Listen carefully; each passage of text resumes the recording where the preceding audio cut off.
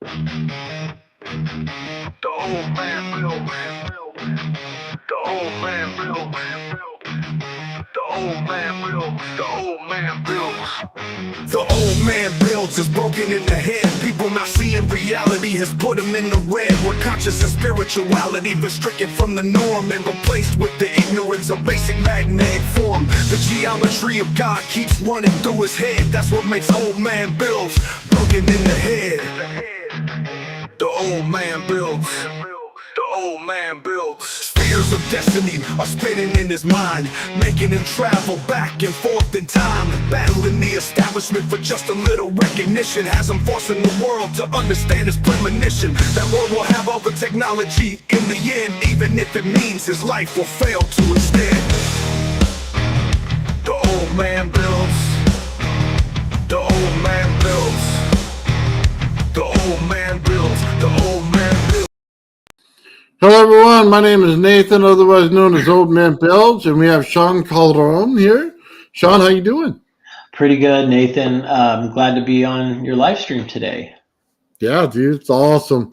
Guys, just so you know, Shawn usually presents today, and I asked him to come in and just have a conversation with me. Now, he's got a cool coil that he wants to show you that has a pyramidal structure to it, and that he's been working on it. It has some strange phenomena on it. But first, I'd just like to talk to Shawn on a one-on-one level. So, Good. Shawn, I just got to ask you, how did you get into building Tesla coils and things like that? Yeah, that's a good question. So I have health issues that resulted in me having to retire early, early retiring.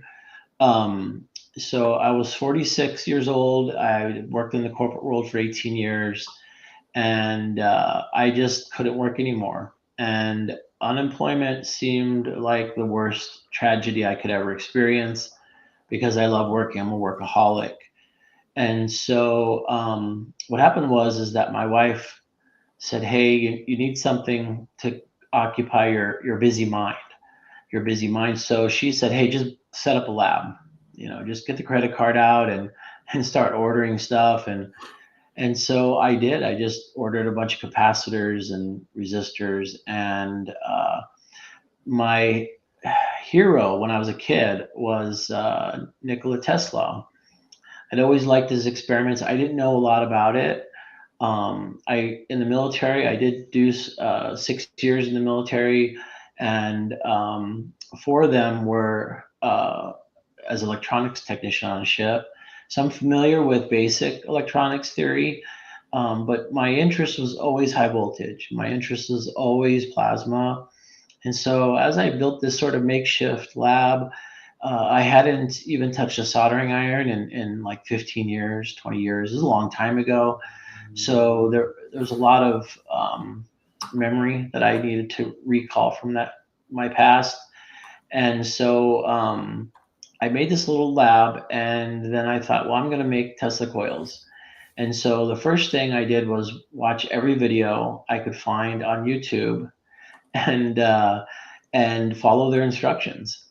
And what was funny is that everybody was always using 23 gauge wire, 28 gauge wire. And I thought, all right, so I'm going to use these thick wire and all my Tesla coils. Well, it never worked. It was painful. And so I stumbled on a video that was about using a ZVS coil. And it started with a friend of Jeremiah's. He has a YouTube channel.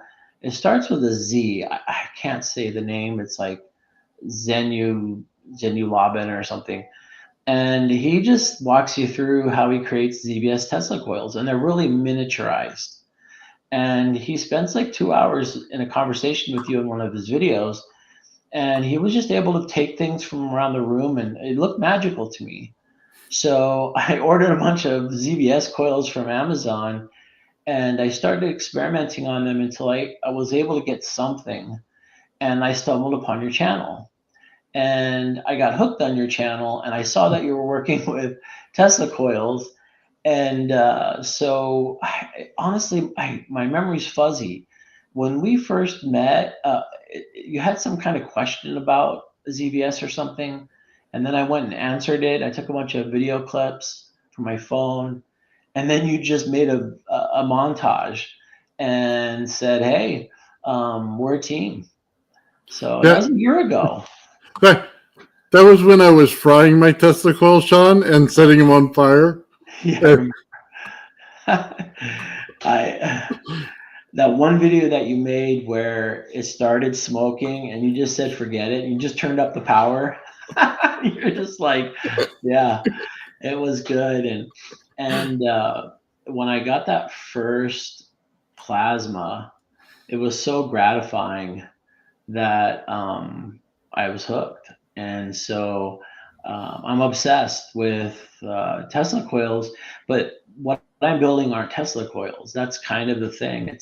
Or should I say, it's a Tesla coil similar to what Tesla built than mhm. it is to the modern day Tesla coil. I like to use as few components as possible. I kind of want to let geometry play a big role, and so I don't get too into the oh, you need an interrupter circuit, and oh, you need a PWM, and all those things are cool if you use them, but I wanted to sort of leverage the energy all around me at its simplest choice. Mhm. I'm sorry, it's at the simplistic level, if you will. And so that's why my coils are very simple. It's just a geometry wrapped with wire, and then another geometry that wraps around it, and then I run current. I was first creating oh boy, Slayer exciter Tesla coils, and that was a rough road for me. I just couldn't succeed in it, and that's I think when I first saw you and you had that indestructible Slayer exciter Tesla coil, and I thought, oh my goodness, and so yeah, that's how I got started with it, and I'm a year old now in Tesla coils, and yeah. Shawn, you know that for your 1 years of experience in this, most people spend a lifetime and wouldn't understand them on the level that you do. Oh, that means a lot. I appreciate that. It does mean a lot. You guys are such a great group there in the chat, and just being surrounded by so many smart people with all kinds of different ideas, and we're coming together to basically share a purpose of putting together things that might help others in the future, and definitely helping us to better understand the phenomenon that is around us. Yeah, it's kind of crazy because I always talk about your Tesla coil that mimics an AC flyback, Yeah. and the reason is because there are multiple winds on the same level, Hmm. and then they go to the next level and they do it again. Where a traditional Tesla coil, you just put in the tube and you wind it around the tube till you get to the top, Yes. and you create so much compression in one of these coils. And it's so fascinating to watch because it's an air core transformer with compression. Exactly. Yeah, exactly. I was surprised myself when I first got excited about the hobby. Thank you guys. You're awesome.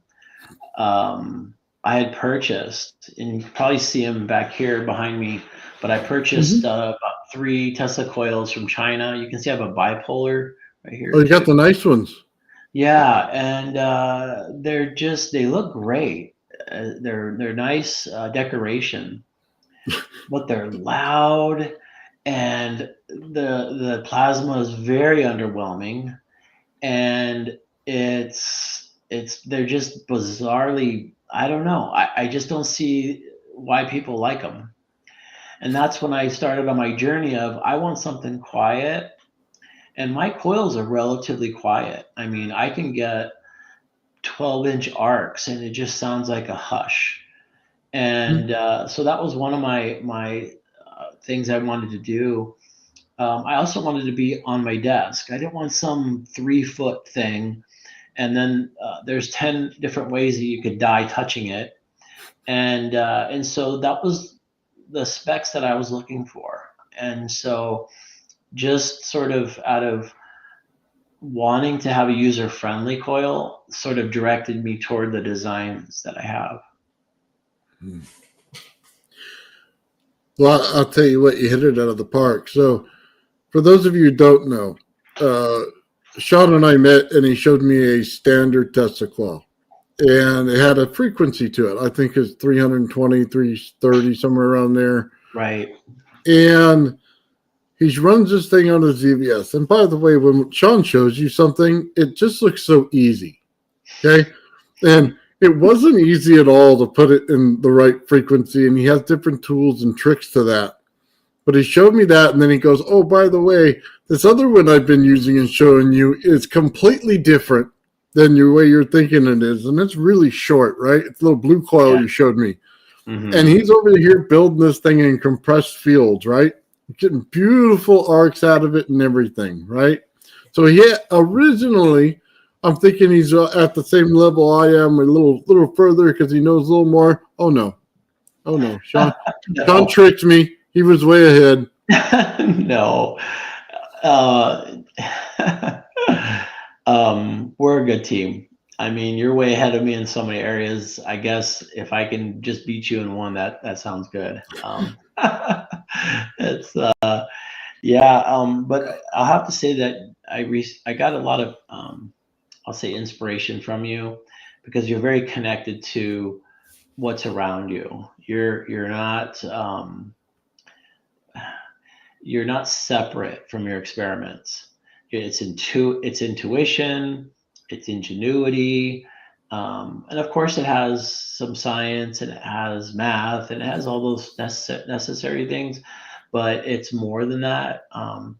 And there's one of my favorite books. It's called Pragmatic Thinking and Learning. And then on the same topic is another book called Outliers. And so what they say is that the highest level of expertise is one who can do things by intuition. It's sort of, you start with recipes and you just do what you're told. You just follow the directions, and all of a sudden, those you don't need the menu, you don't need the directions anymore written out for you. And so as you start moving up this each level of learning, all of a sudden you receive this sort of the highest level, and that is intuition. And so it's a pretty interesting thing. And one of the things they say to get there, so you can get to that expert level on anything, is you need to put in the 10,000 hours of effort. And so that comes out to something around 6 hours a day for 7 years. So, but there's something to be said about it. You've been working with your hands for years. It's obvious because your builds are so clean, and the stuff that you have is art as well as science. But you can see that you've had your 10,000 hours with working with your hands, and I'm kind of the opposite. I have my 10,000 hours in reading books. I read. I used to put down like 5 books a week for, I want to say 25, 30 years. And you couldn't, I mean, my library would fill up with hundreds of books, and then I donate them to Goodwill or give them away anytime a friend said, oh, I want to read that. Here you go. And so I guess I got sort of the theory, the specs, all of those things going in my mind, and you're working from the same thing, but connected to intuition. And like you said with me, you make things look easy. And then I run and try to build it, and I go, oh man, and then I'll watch your video 100 times. And there's just things, excuse me,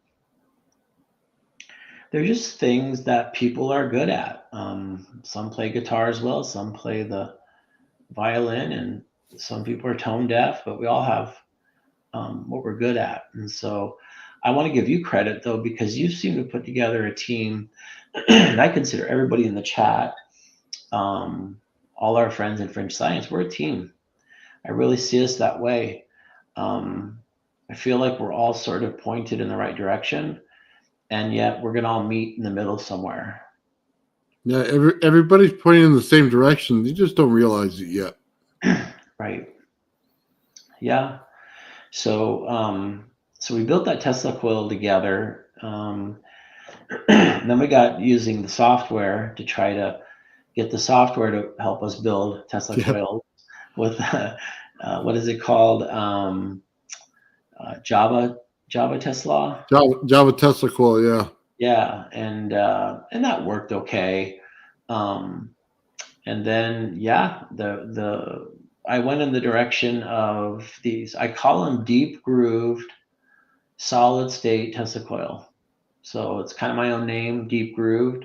I mean, it's not sexy, but it's descriptive because you'll hear, let's say, oh my goodness, what's the spark gap? So you have a spark gap Tesla coil, Mhm. SGTC. And then, of course, the solid state is SSTC, solid state Tesla coil. And I invented the deep grooved Tesla coil. Yeah. Well, it was revolutionary when I saw the ZBS. Okay, because we all thought to ourselves, okay, we understand the Slayer exciter. All it does is pulse. So all it's doing is telling it to pulse on one side and then push the energy to the center, right? That's pretty simple. Right. So now all we're doing is we're connecting the earth, and that's the energy, and then we're literally just creating the pulse. Yeah. So it's like for lack of a better way to say it, like a pastry bag. We're literally squeezing it and pushing it up, and it shoots out like crazy, right? Yeah, and that's a good point. If you take a fluorescent light bulb and you run it up from the bottom of your Tesla coil and you move it up, and the Tesla coil is just turned on. There's no plasma, but yet it's turned on. And as you drag that light bulb from the bottom to the top of the coil, it gets brighter and brighter and brighter. And so that's the exactly what you said, where the field gets more intense, the energy gets more intense as it goes up. And then I call it, I like to trick electrons to coming out to the end of the wire. And Mm-hmm. then when I trick them, they get to the top of the wire. They don't like each other because they repel each other like charges repel. And that's when they just say, hey, we don't want to be around you guys. And they fly off the tip of the Tesla coil. But yeah, it's a great way to put it, the way you put it. Also, too, you referred to Tesla coils as a pump, Mm-hmm. and that kind of blew my mind when I was working with Tesla coils and different groundings. So I was using the plumbing in my house. I have a house built in 1902, and it's tons of copper wire in it and copper pipes. I'm sorry, and very deep lightning rods. We get a lot of thunderstorms here. And in those days, if you got hit by lightning, your house would get set on fire, and there was no fire department. So they would drive these big rods in the ground. So I have the benefit of that. Also, too, I have a well in my basement. So you can literally go to my basement and get well water. So the water table is like 8 feet, 9 feet. I Oh wow. literally, yeah, we literally have a house on what do they call it? Where the water table is where the water table almost touches. So we have a painful setup for getting the water out of our basement.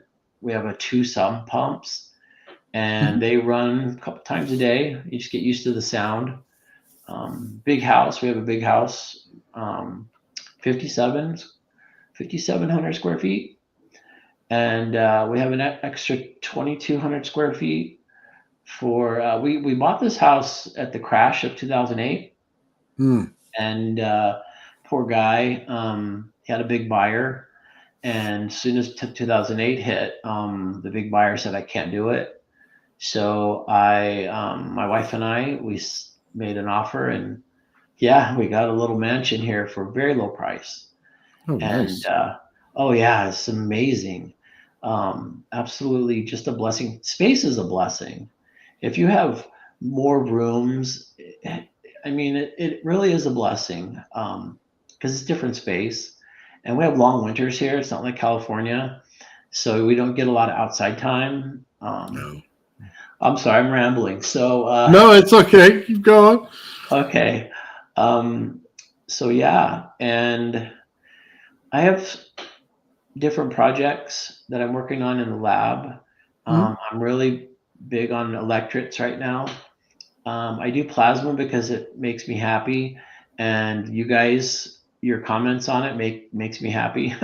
So there's this mutual love for plasma, and I get inspired by your channel. So you guys will throw out some really good information, and my mind just goes wild. And I have notebooks filled with your guys' ideas that you share in the chat, and the wonderful friends that I have. If you want to get in my friend circle, guys, send me an email, I guess. If we can put the email up, Nathan, that would be great. And then if you want to get into Facebook messaging with me, I'd love to connect and look at your experiments and share what I'm doing. So let me know if you're interested in an email, and then we'll connect over Facebook. Uh, I am working on things with Ian and oh boy, Coat, Brandon Coat, and of course you, Nathan, and Charlie C. Mhm. He has his own channel. He's been on here a couple times, I think. Yeah, I've talked to Charlie C on here quite a few times. He's a really Yeah, great yeah. guy. And then I'm working with Mr. Genius Man, Miscellaneous, aka Jarvis, Brent Jarvis, on electrodes. And so I'm setting up stations for all of these things. And then it works around my health. I have a health condition that causes me to be bedridden for days, sometimes weeks, and the doctors are still experimenting on me, and so that's why I miss um, Wednesdays sometimes, even for a long period of time. And this hobby is really good because there are no deadlines. So if I'm not Mhm. feeling well, then I don't have to do anything. I can not feel the pressure. I'm retired, and so you guys are an inspiration to me. I'm telling you, you guys are so awesome. And so I work around that. And I hope that doesn't sound like I'm complaining, because I just have way too many blessings to count. So there's just no room to complain. And so I just work around my poor health. When I say my poor health, it's debilitating. So I can't speak. Um, and so I work around it, and and that's why. Oh, and Straight Dope Joe, I'm sorry. Yeah, I connect with him as well. He's a great guy. There's so many people, but if you want to get on that friend list, I know Nathan's on it. And what I'll do is, if I'm working on something totally crazy, I'll just send you a little video clip of it, Mhm. and so I just it's a neat connection, and then it's reciprocated. Nathan will send me something real cool, and so on. So yeah, it'd be great to connect with you guys. But it's always good to bounce things off people who know, you know what I mean, a lot about these things, like I do with you, and I do with Joe, and I do with everybody. So, and Yeah, Ian and I share a lot of emails together. So, yeah, it's kind of nice to jump down the rabbit hole together, if you know what I mean. it is. It is, and to see all our different strengths, because we all have different what do I say, talents. We all have different talents, and they're complementary. I don't think there's any one of us that are alike in our pursuits and thinking, other than that we love the universe around us. And one of the reasons, one of many reasons why I love plasma also is it seems like God loves plasma, because the universe is primarily made of plasma, and that's why we even can see the universe. If the universe wasn't primarily made out of plasma, we wouldn't see it, and so it's pretty awesome. And it's pretty awesome when you research the plasma discharges from our high voltage experiments, and they'll tell you that the temperatures in the spark are equal to the surface of the sun. That's a Hmm. mind-boggling. Yeah. The thing is, though, is it just has no, I mean, it's microscopic. So, but at that microscopic point, you have the sun. That's Hmm. pretty fascinating. Well, it's like working on the Planck scale by looking at the sun on the, you know what I mean, the universe scale. Right. And I'm on the surface of the sun, and you can see the sun right in my lab here. It's my camera. I'm so I'm a scatterbrain, and I may look like I'm ordered, but I am totally not ordered. I mean, I'm a tornado, and so yeah, it's I just my camera should be fixed, but it's not. I apologize. No, don't worry about it, Shawn. We're just happy to see you. Thank you so much. Um, so I had discovered some very interesting plasma with my pyramid coil and with my coil that had the three different windings. And I'm very interested in hearing from the chat or from you, Nathan, just your input on what we're taking a look at. Yeah, We can let's take a look at this coil, man. This is the pyramid coil, right? Yeah, we'll start with the pyramid. It's just one video, and then it's like 30 seconds. Yeah, you And got it. then we'll do the other coil. It's two short videos and we're done. Does that sound good? Yeah, well, we'll get into it and just discuss it. You know what I mean, as Awesome. each one comes up. Sounds good. So I'm going to share my screen here. All right. Are we good, Nathan? We're good. Awesome. So if you guys remember from my last presentation, I had printed some golden ratio pyramids and cones. And so I was able to finish the pyramid here. And I had asked Ian for help on the math just to double check my math. But we're running about 70,000 turns of wire here. So when my health takes a hold of me, then I'm coiling because it's very simple. And so this is very therapeutic, but we're looking at 70,000 turns of 33 gauge wire. And I want to say it took about 180,000 seconds, somewhere in that range. Now, I have not had very much luck with my older pyramid coils, and that's frustrated me because I'm pretty good with the sphere and the cylinder and even the cone. But this is a geometry that just kicks my butt. I'm unable to get any kind of plasma out of it. And so I was frustrated with this coil for a couple of days after putting the epoxy on and finishing it up. And so I thought, you know what, I'm going to grab one of my flat coils and I'm going to turn it into a sort of a vortex shape. It actually is a vortex shape. And so in this vortex shape, I sort of took the pyramid and sort of screwed it in, if that makes sense. So you can kind of see the points holding on to where it's a square peg in a round hole is what you're looking at. But it's sort of in the middle now of this tornado shape. And I just got it working last night and I was able to make one video of it. I'm going to do a whole bunch more experiments with this, guys. But I was very interested in sharing this with you, just the first plasma outputs that I observed. So this is sort of a side view, so you can kind of see that it's sort of sitting in the middle of this tornado shaped coil.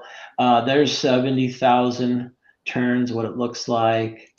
But let's get into the plasma.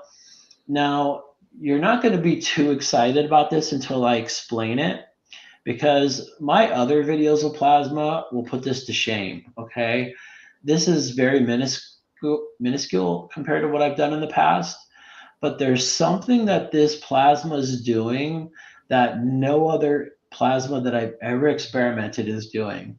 Now, if you notice, you probably noticed this, that there's these vertical purple lines when it turns on.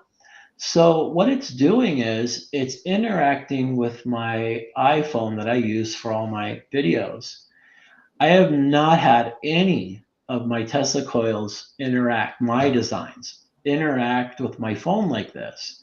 The only thing that does this on my phone is high voltage DC, not high voltage AC. I used to lay my phone camera 1 inch away from my 12 inches of plasma from my sphere coil. But here I'm about 6 to 8 inches away, and I start getting a little scared because I don't want to lose my phone. And it immediately starts distorting my camera. And then as it's distorting my camera, all the hair on my arms is sticking up. Sorry. Just like if I was putting my hand on a high voltage device, a static electricity device like a Van de Graaff generator or a Wimhurst machine, you'll put your hand on these high voltage static machines like the Van de Graaff, and all your hair stick up, and it's a super tingling kind of sensation. That's what's happening with this plasma. And so I guess to put it simply, I'm getting AC here, but I'm also getting a powerful electrostatic field. That's the only way I can explain it. And so that was very incredible to me. And I wanted to share that with you. And I look forward to Nathan speaking about it. Nathan, do you want to stop now to discuss? Yeah, just pause it. Okay. Try to get the lines on the screen if you can. Okay. Yep.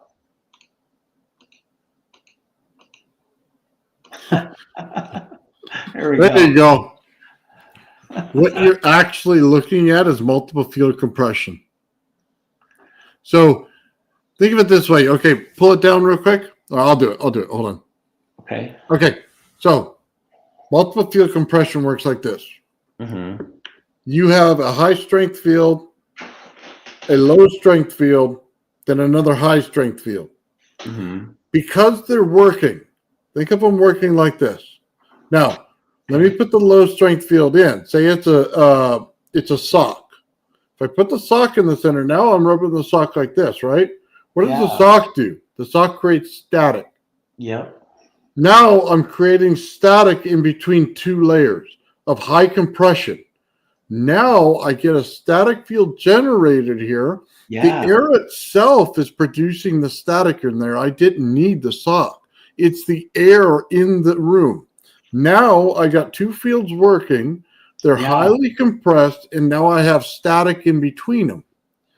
This is multiple field compression. This happens throughout the Earth all the way. We see it in the sphere. Multiple field compression causes one layer to be static while the other one holds it in. This is also Sal Paez's understanding of compressed plasma fields. So it shows up in your phone because compressed plasma fields are in scalar. They work on multiple frequencies at multiple levels with multiple heat levels. Mm-hmm. So the heat determines the frequency because it tells you exactly how many amps are in each static layer. Mm-hmm. So that's exactly what you just did on your iPhone. Incredible. You literally just showed the field. Now, let's make this make a little more sense. Let's pull this back up. Now let's pull up your coil. Oh, okay. Mm-hmm. Okay, that one right there. Yep. Now, he's vortexing down to the geometry of a pyramid. Mm-hmm. We just saw this in Egypt, and I just talked about it on a video yesterday. Yeah. The pyramid itself is a sacred structure, right? It is a geometry, sacred geometry. We know that it's one half of a Merkaba. So we're only creating the vortex going up in the pyramid as you're creating the vortex coming down in the number one winding. Now we have the understanding of how it works, right? Yeah. So let's think of it this way. You can't create or destroy energy. You can only create the environment for the energy to pull into your machine. Mm-hmm. What you're doing is you're creating a vortex to pull it in because it wants to go out in the geometry structure of the pyramid. Mm-hmm. Now you're also creating the ability for the vortex to form this way. Mm-hmm. Now, as they go, they form this all the way across each other. That's what you're doing.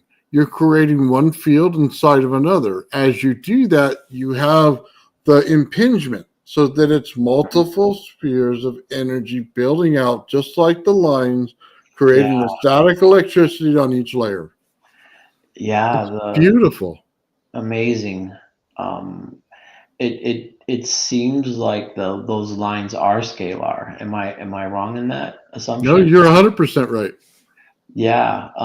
It was super unexpected because I just pulled my hair out on these coils, and this surprised me because again, it's acting like a Van de Graaff generator and a Tesla coil, and I've not seen that mix, and so I think it has to do with asymmetry in this coil where it goes to a point. So it has a lot of windings at the bottom. Each groove has something around 2,000 turns of wire. I mean, this is a lot of coil. In fact, if you have a high inductance, it's usually in millihenries.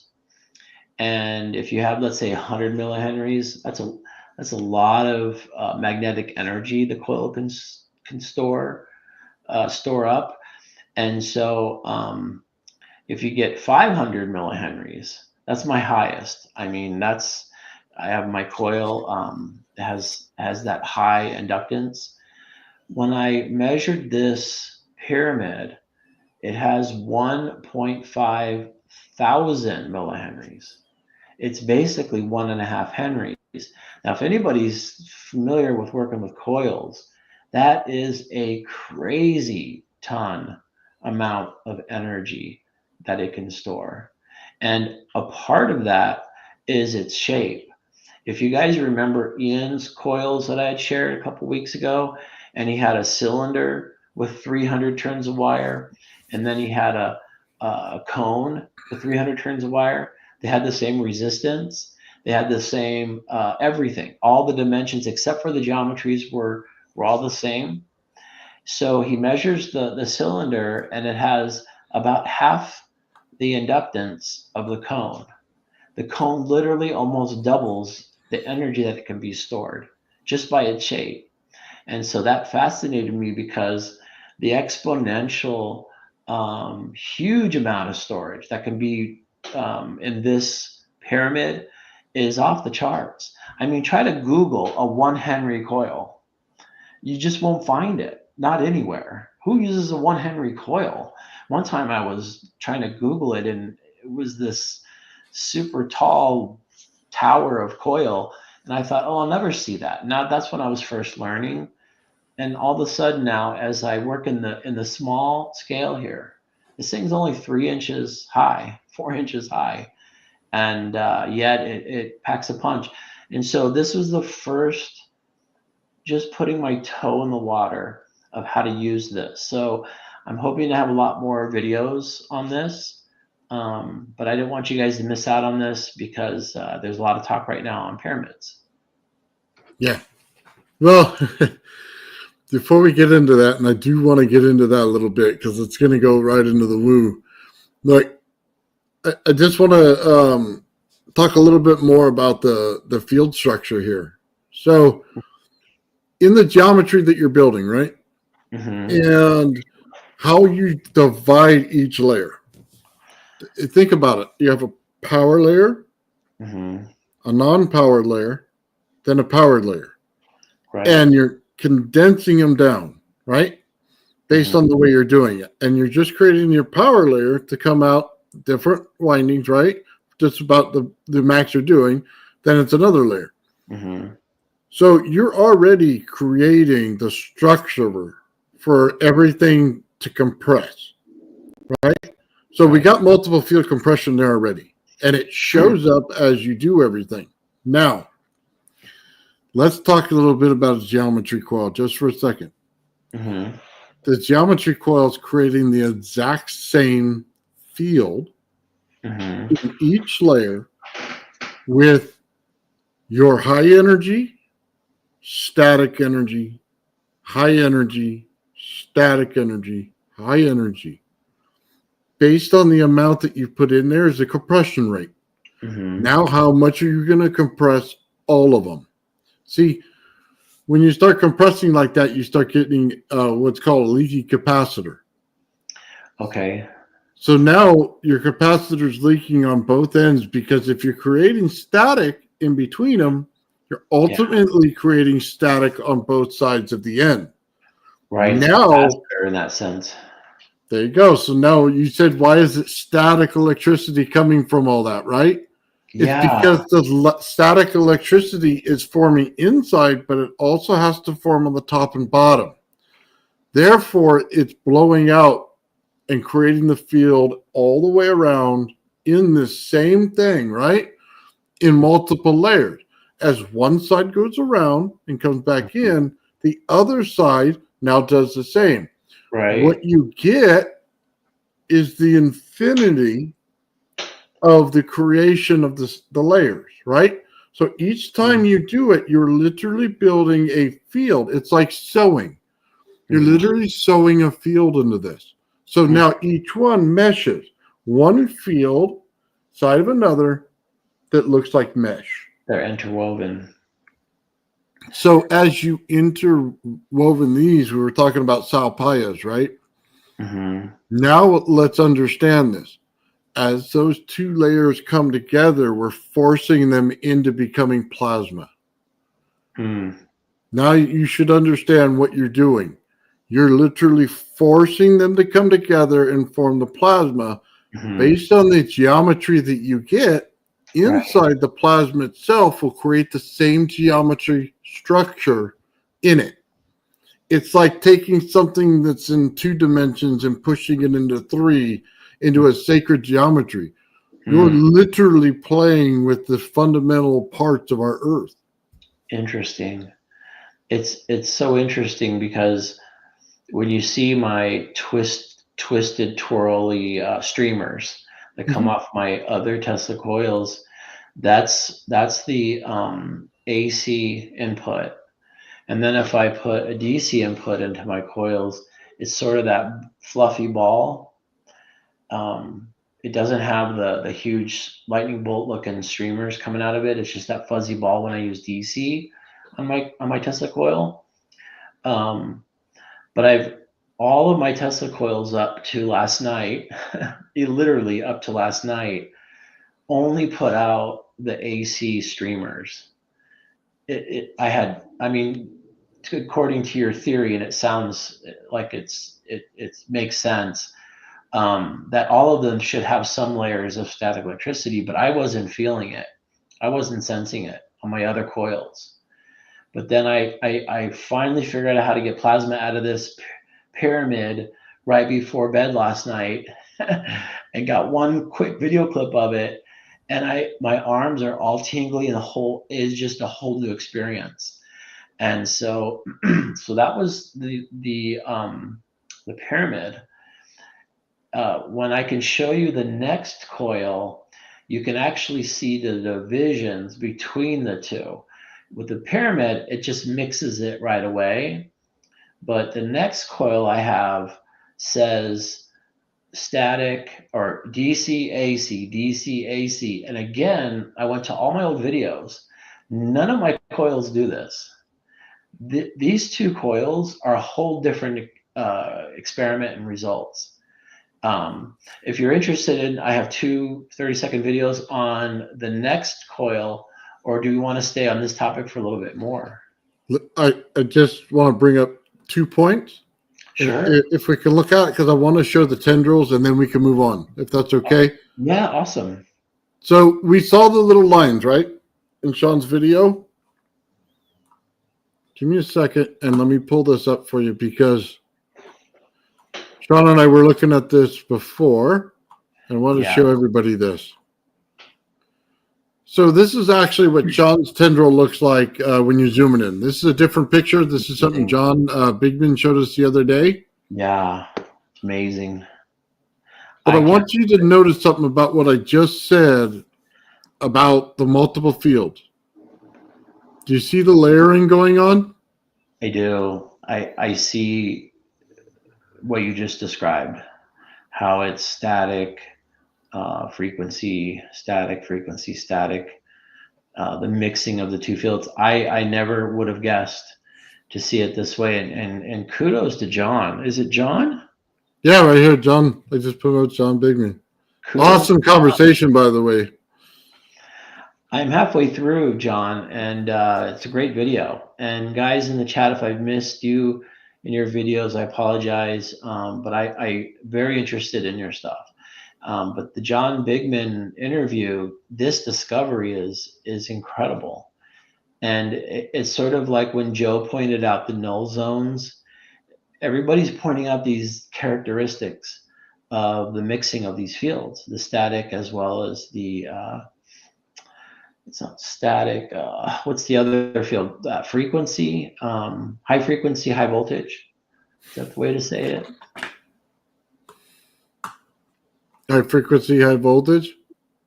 Yes, layered with static. Mm. I Yeah, mean, high frequency, high voltage. That's correct. Very yeah. little amps. So the pyramid is not giving me streamers yet because I figured out now finally how to harness and present the plasma. But I am interested in looking at because it's going to have a mixed field. And the next coil I have actually, you can see the mixed field. Now I never saw what you saw on the cell phone, so that's fascinating.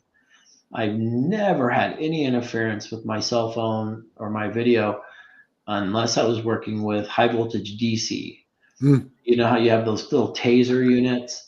Yeah, put your phone next to that one, and yeah, your stuff is gone. It's the EMP, but I've never gotten EMP from a Tesla coil. Now, I'm not saying other Tesla coils don't have EMP. I'm saying the ones that I've worked on. Um, but yeah, so I just put this pyramid in the middle of a big swirly toilet bowl looking thing, and it was doing static and frequency high voltage. Fascinating. I'm going to really dig into this too. I mean, because I'm fascinated. Um, so I also took my next coil. Let's go ahead and bring that up and you can share it. Yeah, let me see if I can get there here.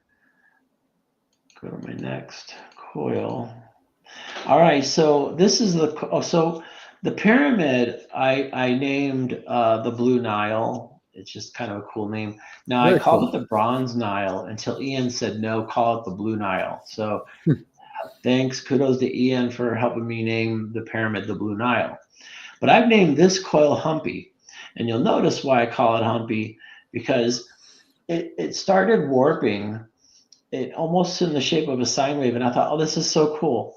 But what you're looking at is the red wire is super thin wire, and then the middle is a little bit thicker, and then the bottom is the thickest.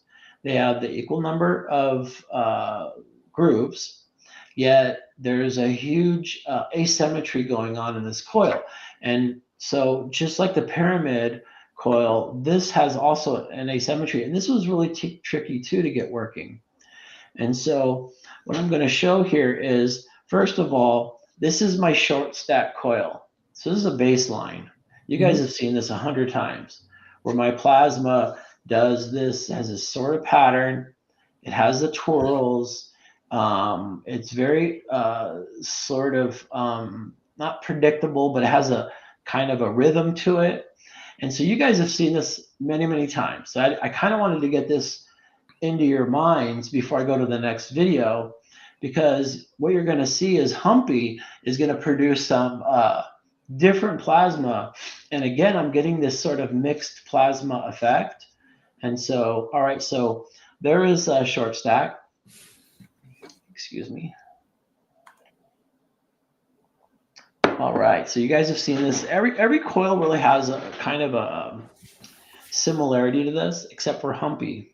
Let's look at Humpy. Now, I just discovered this as well last night. And so All right, so what you're looking at, it looks familiar, and then all of a sudden, this is what it starts doing. It starts transforming, and you're watching it, and it's not the same. You can just look at the same voltage, same setup, but this is what's coming out of it. Now, this first surprised me because this is something to dig into, because I've dug into my old plasma discharges, but this I have not. This is a whole new ball of wax, if I'm using the expression correctly. All right, so what I want to do now is real quick, is I want to slow it down because I want to show you what it's doing here that I didn't pick up on until toward the middle part here. And I started going, wait a minute, what is it doing? So I'm going to pause it here. Here we go. We're going to walk through, and I'm going to show you what is unique to this. And not any of my other coils do this. So this is super interesting. If I can do it here. Oh, my mouse is not working here. Here we go. All right. So one of the things it's doing here is it's throwing off these loose plasma. So that's one thing that fascinated me, but that's not the biggest thing. So what I'm going to do is, this is starting to get its own sort of shape as it's working. And then what it starts doing is, this is what's fascinating right here. Okay. So that's DC. Okay. AC, DC. And it'll make a little bit more sense here in a second, because it's going to do it a whole bunch more times here. Okay, there's DC, AC. Okay, let's see here. It still has its own unique plasma, and it's going to. Okay, so now it's That's definitely almost. DC. It's yeah, that's definitely DC, right? And Mm-hmm. then it goes to AC. Here's the issue. Not any of my videos do this. I'm sorry, not any of my coils do this. It never switches. It's always this, this, this in a row. It's never this. And watch, it'll keep doing it here. Let's see. Yep, there you go. There, you're just like, wait a minute. So this has something to do with the asymmetry, where it's trying to put DC and AC, or it's intermittently, there's DC again, more DC.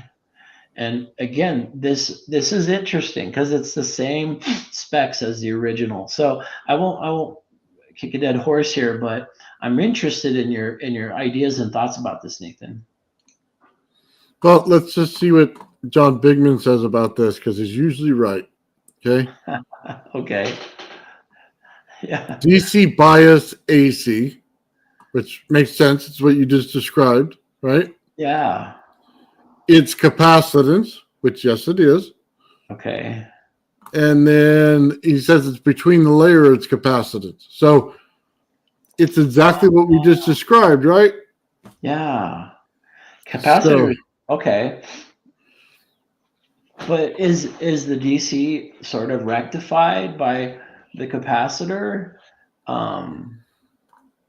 It's just every so coil puts out a solid stream. hang on, I'll put that back up in a second. You're literally showing that. Remember, we talked about the static in the inside? Yeah. You're literally showing the field inside, on and off. You're showing the low layer, the high layer, Mhm. the low layer, the high layer, and you keep showing both of them back and forth. They're Yeah. you know what I mean? And it's creating both your fields. You literally just saw the result of what you just created between each layer. It was, Exactly. yeah, perfect. And that, and no other coil does it. I'll say it 100 times. No other coil, because all my other coils are symmetrical. I have spheres, I have cylinders. Now my cones, it doesn't do it with the cones, but the cone has its own anomalous behavior. I just sort of put it on the back burner because people were talking about pyramids, And then I saw Humpy, and I said, "Oh, Humpy's got to get on the table and the test bench." And I just was shocked.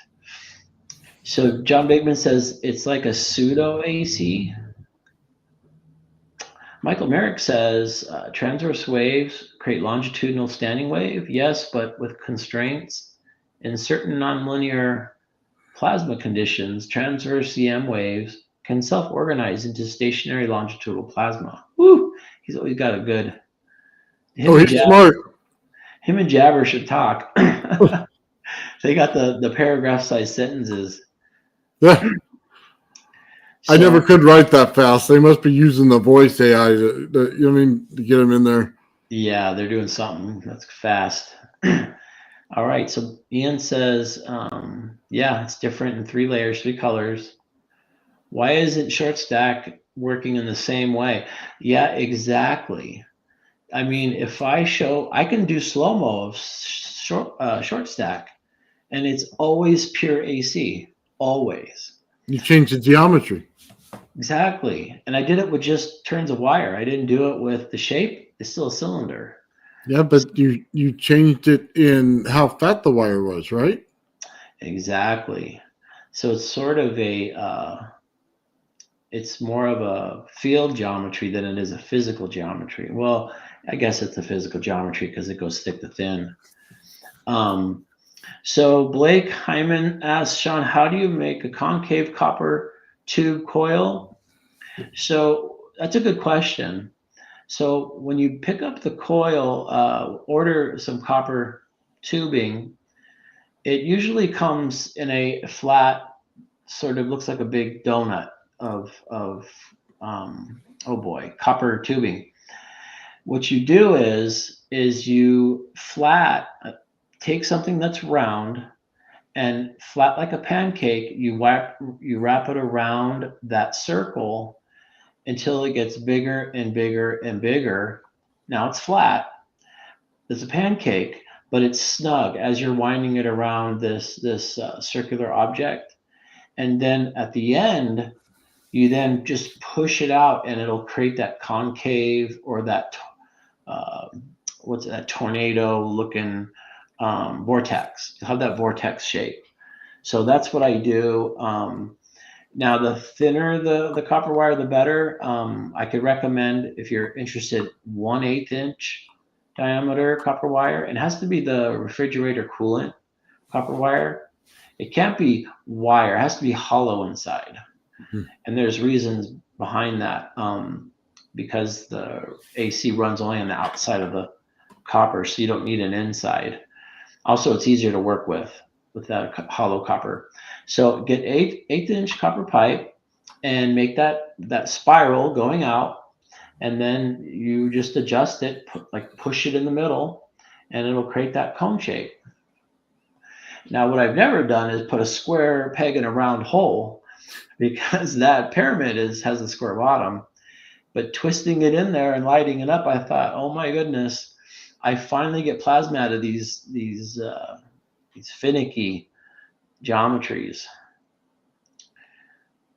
Yeah, they may take a little longer, but they reveal so much more. Yeah, they do. If you looked at my drawer of number 1 copper coil shapes, it's I try everything. I mean, I really do. The worst shaped coil with the copper, the primary coil for a Tesla coil, the worst shape is the square. The square it puts out, it's just ridiculous. It does nothing. It's just it's a paperweight or a boat anchor. It just doesn't work.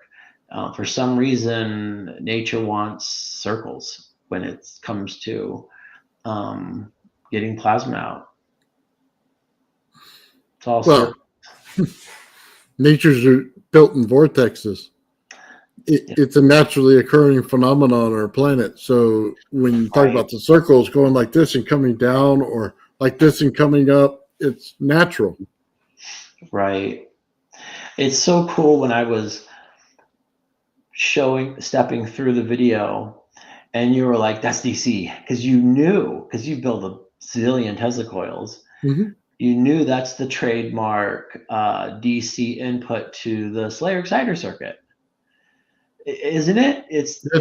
Yeah. And I thought, wait a minute, how am I getting this out of the ZVS? The ZVS is an oscillator, and it's receiving AC, which is not really AC. It's rectified. It's the pulsing DC, really, but it's not Slayer. Slayer is pure DC. Yeah. Players pure DC. It's forced oscillation. Right. Yeah. So when I was in the corporate world, I started out as a computer programmer. I taught myself how to computer program. Excuse me, and I got a job as a database engineer. And when I was learning computer languages, I hated them all until I learned database programming.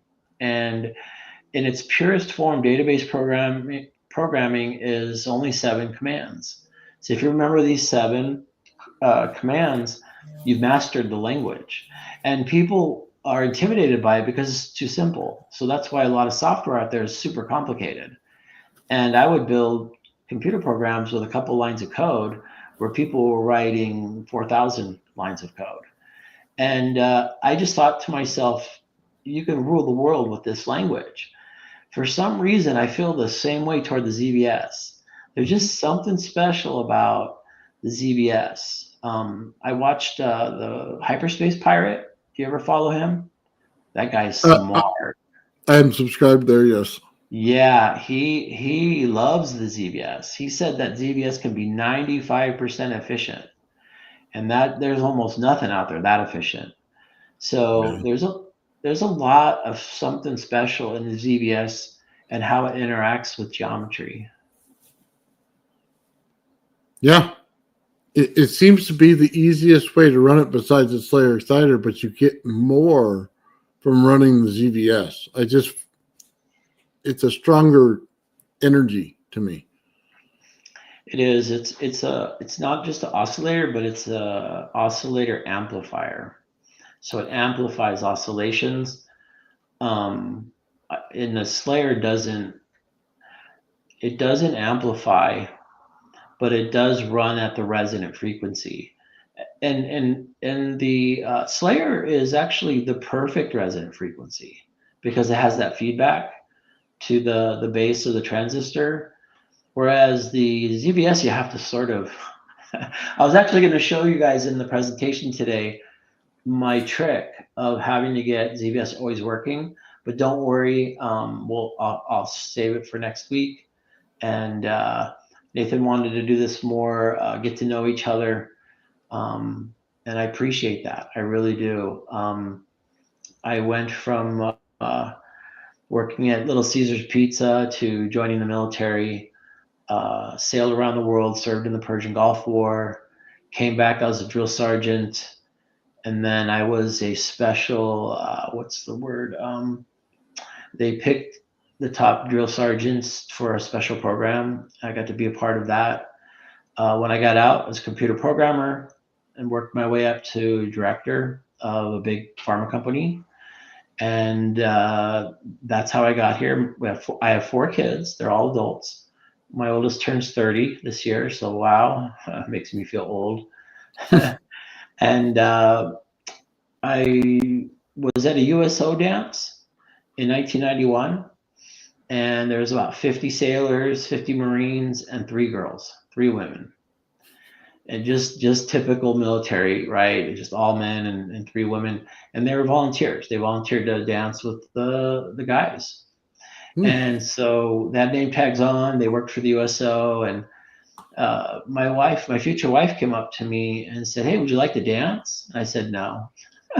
You said no. I said, "No." The only no in the room. Okay, the Marines and sailors were lining up to these girls to ask them on dates. So there was not a no in the room. Okay, I said no because she wasn't wanting to dance with me. She was just doing volunteer work. If Hmm. I want to dance, I want to dance with the person, right? Right. I get it. So she thought that's the guy I want to dance with. And 2 weeks later, we were engaged. And Oh, yeah, really? got married. We only gone on 4 dates. And then that was 32 years ago. Yeah. Wow. 2 That's weeks. incredible.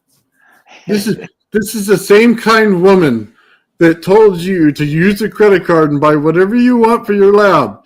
Exactly. Yep. Mm-hmm. Wow. You Yep. literally have, a blessing in your marriage, my friend. Thank you.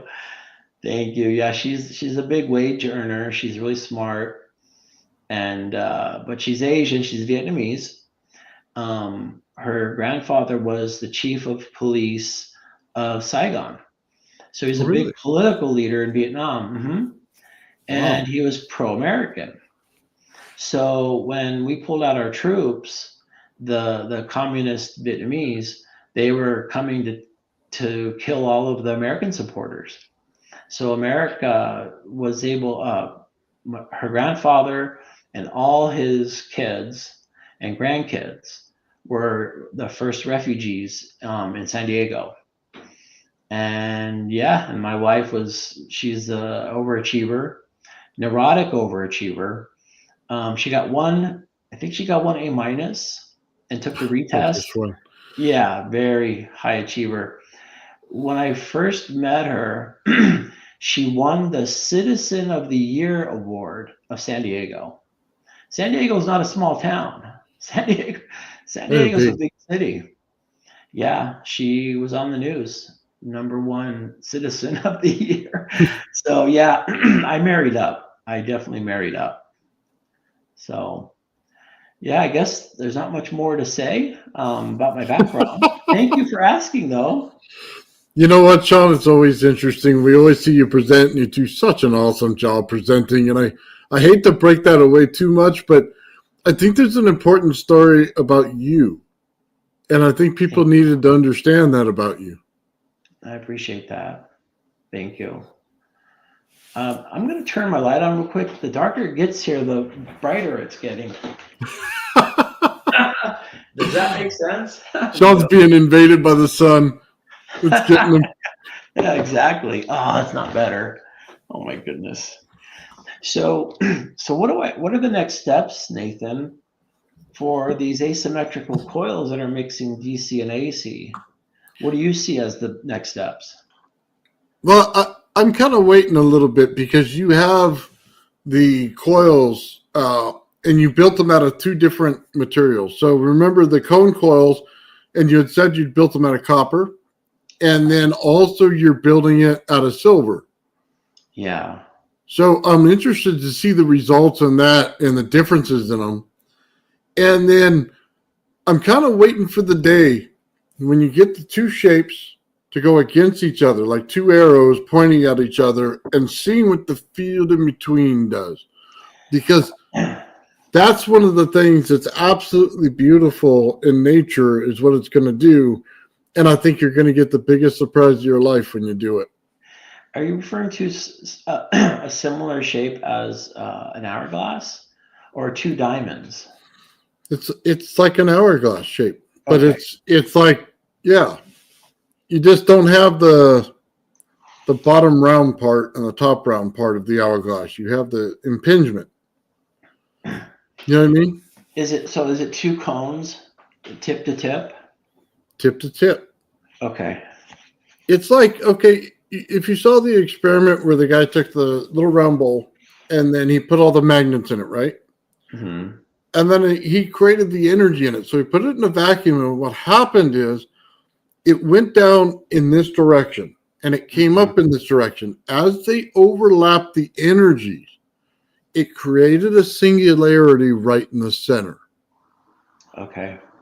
Absolutely beautiful to see that. I don't remember the name of the gentleman that did it, but it's a mind-blowing video. It's what you're working towards. It's literally creating the plasmoid right in the center. Are these tip to tip horizontal or tip to tip vertical? Vertical. Or does it matter? We're going to work with the earth instead of against it, so we're going to go vertical. Okay, vertical. John Bigman just asked the question: is silver better electric field? So I just epoxied the silver last night, and not last night, night before last, and I got it on the test bench, but the silver is sort of not acting as I'm wanting to act. It's a little bit trickier than copper, so but it's on the test bench, and so you will see comparisons, compare and contrast when I get it set up completely.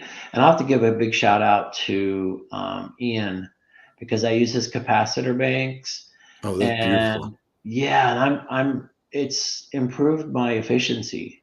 So instead of doing a lot of figuring, math, and testing, and I just put his capacitor box right there, and I start out with 47 nanofarads, and then I start flipping switches, and boom, I got plasma. I could zero right in, tune it in, and I have my stuff. So I used what you're seeing in the last two, the pyramid and the asymmetrical wiring coil. They're using the Ian's cat bank. I almost use it in all my experiments, and I also inspired by you, I finished the complete plug and play ZBS. And Oh, so, very good. yeah, it's right now I've rigged it to be a resonant frequency finder. So, yeah, it's you hook it up to 12 volts, and then any capacitor or coil you'll put it on, the oscilloscope will tell you the exact resonant frequency. So, yeah, share that next week. But I had a point there. Ian is sent me another cat box. Oh, he did. So, oh my goodness, he's great. So I'm gonna send him my new plug and play. I'm gonna build one for him, and I think I want to get it to Charlie C. And if you're interested, tell me. I mean, I'm glad to build something for you. Just let me know. You've done so much for me. I can't thank you enough. Oh, dude, you're so good to me, Shawn. You know how it goes, man. I kind of stubborn in that way. Have trouble taking compliments, and I have trouble taking things from people. So, yeah, kind of just works that way. I'll be honest with you, Shawn. If you ever have time, and I'm not saying make it, okay, but I would love to get my hands on that Death Star coil if you ever build another one, or Oh, the gold secondary one you built, whichever one. oh, But Amber. yeah, you have to go out of your way to do it. So the Death Star and yeah, no, No, just one or the other, not both. I'm do, not. do you want the amber size or I have a 75% size, You but pick whatever you want, Shawn. Whichever okay, one you think's the no best. worries. Yeah, yeah. I want to do testing on it and compare it to yours. Yeah, that would be amazing. That way I can just verify all your work. Sounds good. And you guys in the chat, if we connect via email and then Facebook Messenger, maybe we can do some bartering. I mean, Yeah. you make me a circuit, I'll make you a circuit. That way we can share each other's expertise. Well, then how about I make you a Tesla coil, Shawn? Oh, you don't have to. You're See, there you go. You can't do that. You can't just make me one. Not let me make you one. Look, okay. It's humbling, right? To receive gifts. yes, I'm gonna build you one with my number one coil with 3D printed frame around it, and the Awesome. number Thank two you. coil that we designed together, and I'll sign the bottom of it for you. Appreciate that. That's awesome. Thank you. I'll No make you a rush on that special too. one. Appreciate it. Yeah, appreciate it. Yeah, So, by the way, let me just say this, Ian, because I know Ian always says it. When he does the cap bank, Master Evo's design is where he got it. okay. But we all know it from Ian, who does a beautiful job in that cap bank.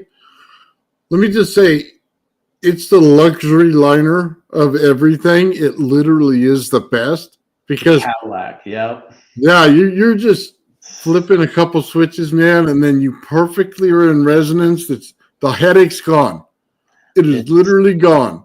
it's beautiful. Yeah, it's oh, thank you, Godheart. Thank you so much. Oh, I want to show you a video real quick because there was a gentleman that's built a coil, and he was Mhm. trying to figure out resonance frequency on it. Now, you have a different method than mine. You take your, was it LCR meter? Yeah, I use the LCR meter for the primary coil. That's it. Okay, so he's having a little trouble with primary. Now, I use the radio frequency method, so I basically move where I place my pin on the top one and Yeah. move it around, right? And then find the frequency that way. He's doing your method, except for his capacitor is a little bit off.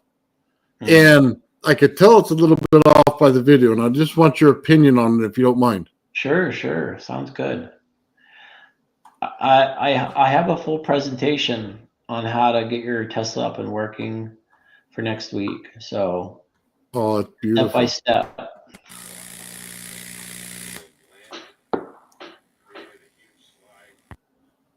So he's getting it started. Yeah, he's on the right track. Totally on the right track. He's dropping the signal as it goes. He's on that borderline, right, between a resonance point and a non-resonance point. Yeah. So he keeps dropping it. Mm-hmm. So here's Oh, what it turns off. Mm-hmm. yeah, go ahead and tell me what you think's going on. So first of all, the length of the this discharge wire, that's adding some inductance. It's just going to throw things off. If you'll notice, I'll have it maybe 2-3 inches. 1 inch is probably the best. Okay. So that's an inductance issue. So what's happening is that there's a capacitance that as you turn up the voltage, it just stops. That's what he's doing here. As he's adding voltage, boom, it stops. Mm-hmm. He has to kind of keep it in that low voltage, and that's because the capacitor is not working with the primary coil and the secondary coil. That's the issue.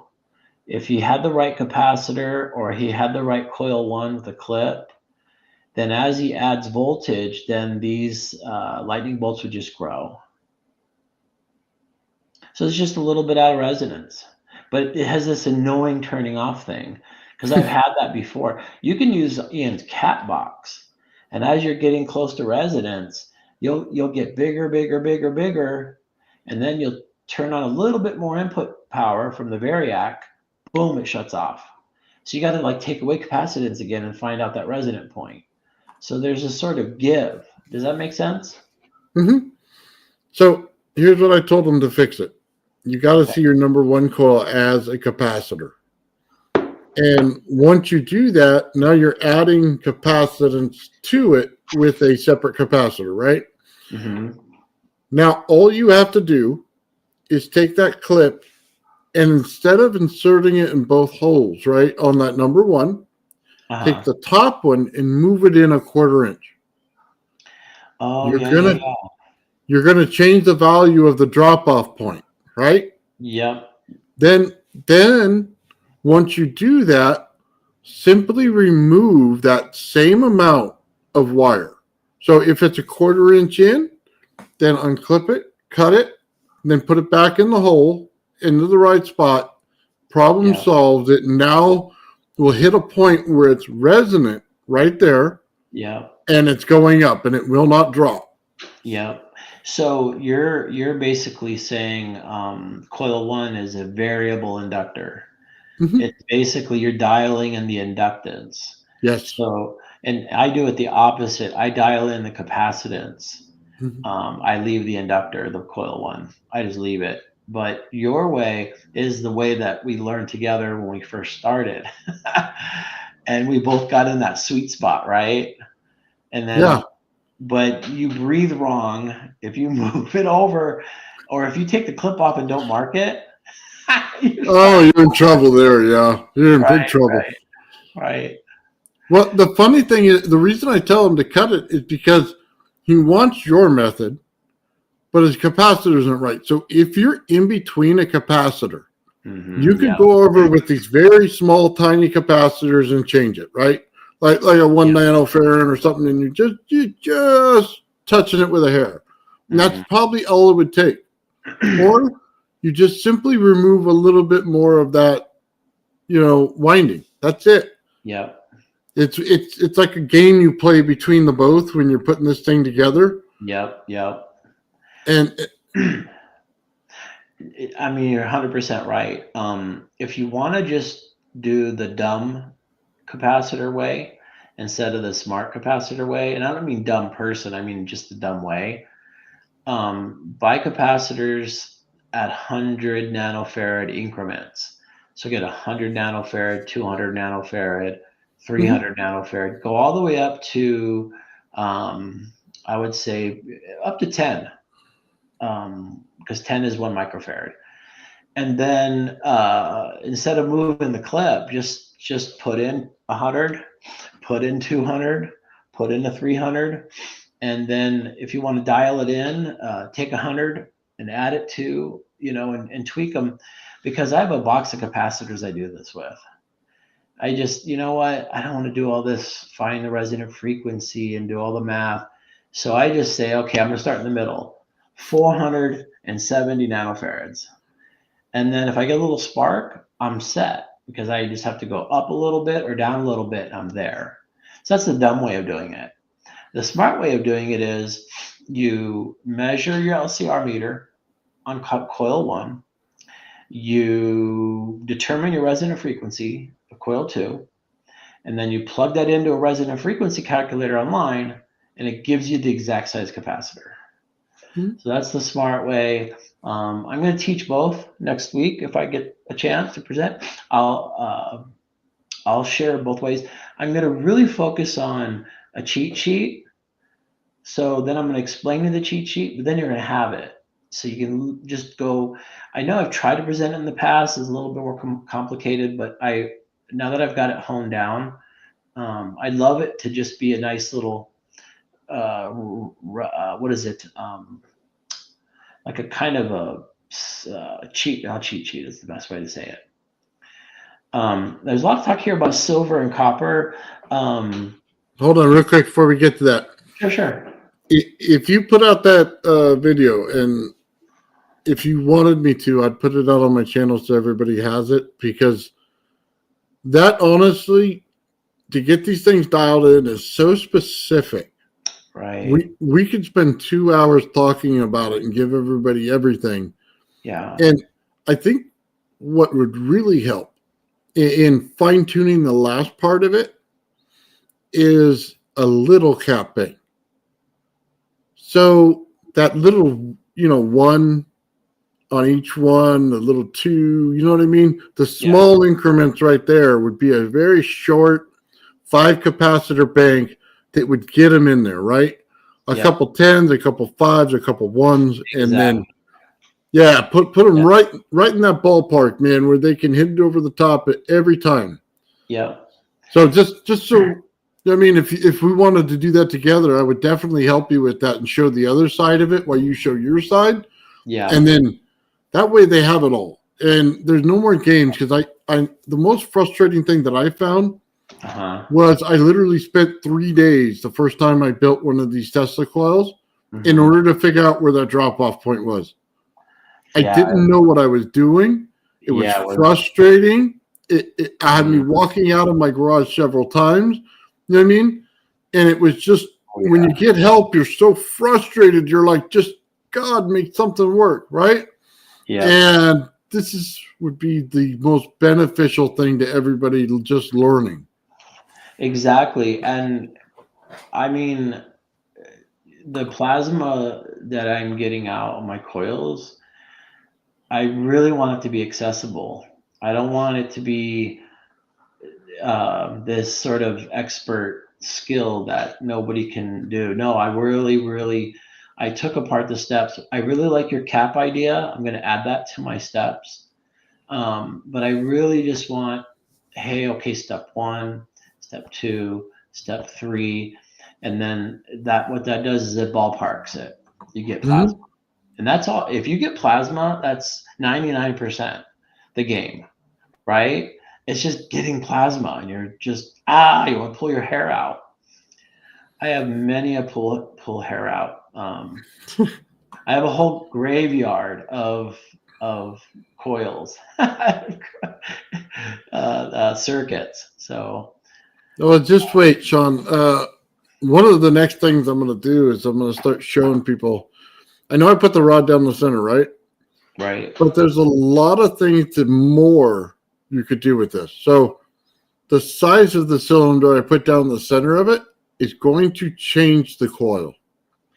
right, So every time you change that, you're going to change the values in everything. So right. people have been asking for stuff like that. Can you take another cylinder that's the size? So if I take a 2-inch copper tube, what's the difference between that and a 3/4 inch copper tube? You know what I mean?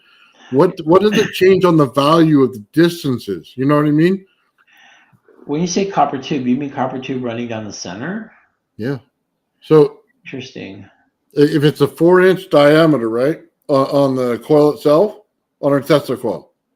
Now, Okay. what if I play with the inside? I go, all right, Yeah. maybe I want a 2-inch, but then on the inside of that, I want a 1/2 inch. Yeah. I'm dealing with multiple field compression. What Right. is it going to create when I take this field from the outside of my Tesla coil and now create compression? We were talking about this earlier. When you get to something that has multiple field compression, you Hmm. get to radiation. So that's one of the concerns we have. And we were talking about the demon core.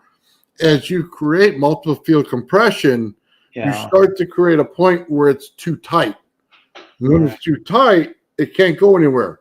Then it pushes back and says, not anymore. And it forms radiation.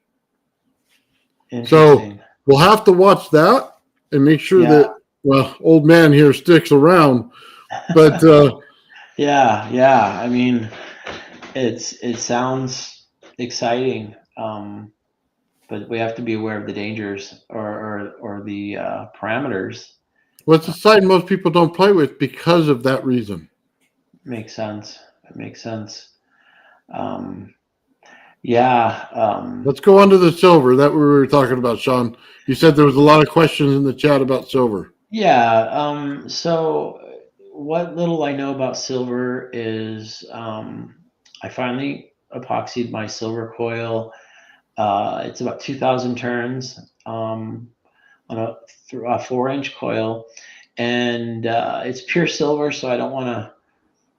I want to be careful with it. So I didn't just put on a million turns of wire on it. I was very precise, and I'm working on the twin coil with the copper. I Mm-hmm. ran into a snag because the silver I bought is a off size, and because it's an off size, I save 50% on the wire because it's not cheap. So it's 33 and a half gauge, which is I've never heard of.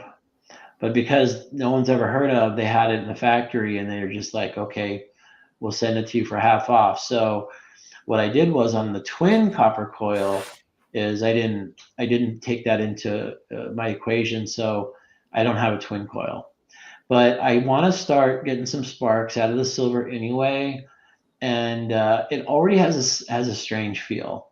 I couldn't get any for video for today, but it has a strange feel. It's hard to explain. It seems very slippery, like trying to hold a fish in your hands. Okay.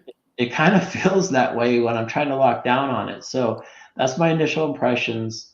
It could be all wrong. It's just that was the first thing I saw when I thought this thing's slippery.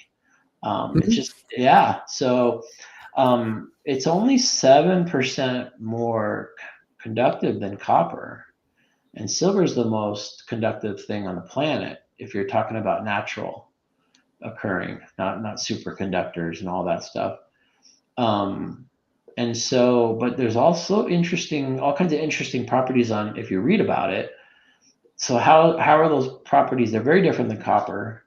What is their effect? And I just stepped in there and I couldn't get enough for today. So, so next week, I mean, God willing, yeah. So Well, I'll be honest with you, Shawn. You're building up your video next week, man. Trust me, everybody's gonna want to watch it. You're dropping little nuggets everywhere. oh, thank you. Yeah, I've just stumbled upon some fun stuff. I mean, we haven't seen plasma like this. The pyramid and the asymmetrical cylinder. I mean, have we? I just don't. This is new. Yeah. All right, Shawn, I got to do a shameless plug here. I just want to let everybody know that we do the memberships on the channel. So if you want to see some things early, and you want to see some behind the scenes things, man, go ahead and check out that membership, man. And if you just want to help me out in building stuff, I would appreciate it. I have the YouTube membership, and I also have the Patreon. Sorry, I got to put it out there because anything that I can get helps to build all these builds that I do. Yeah, thanks for doing that. And hey, guys, if you could like and subscribe if you enjoyed this live stream, that goes a long way as well for the algorithm. And it's just so great to see you guys. There's just too many smart people in one place.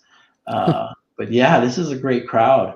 I love how yes? Go ahead.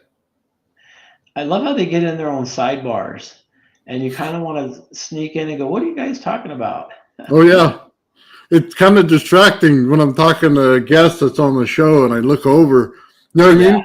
Because some of the conversation's so interesting. But let me just say this about our chat. Every time one of them comes on, my mind is blown, man. Like, every one of them has a different angle to the conversation. Each one is so very interesting. Yeah, I agree. And you started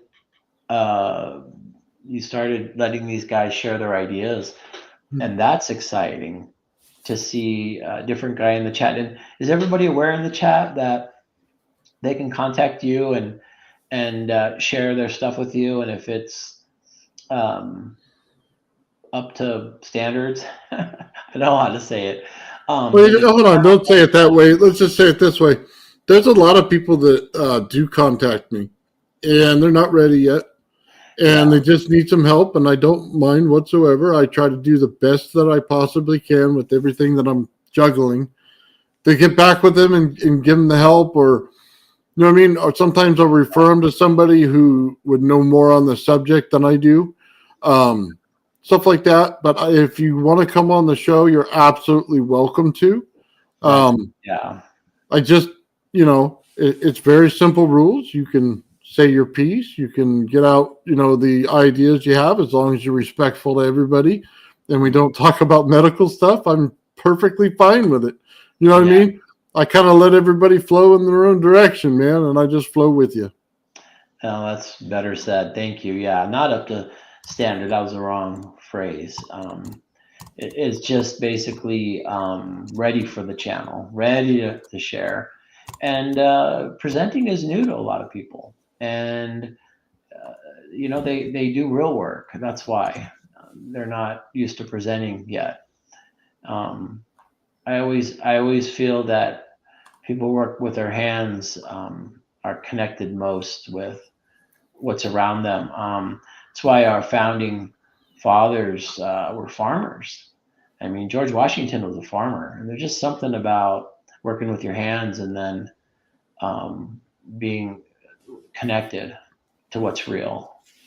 We live in an artificial society. So when I was Sorry, no, I interrupted you again. No, please. When you're an intuitive learner and you're a visual learner, one step to the next is like breaking your mind apart. Okay? Think of it as this ball, and you're just going like this to it, and you keep opening it and opening it. Now you're looking at different angles, right? Before you know it, it's all swirling around. Now the ideas start to pop out and you start to see them in a different way.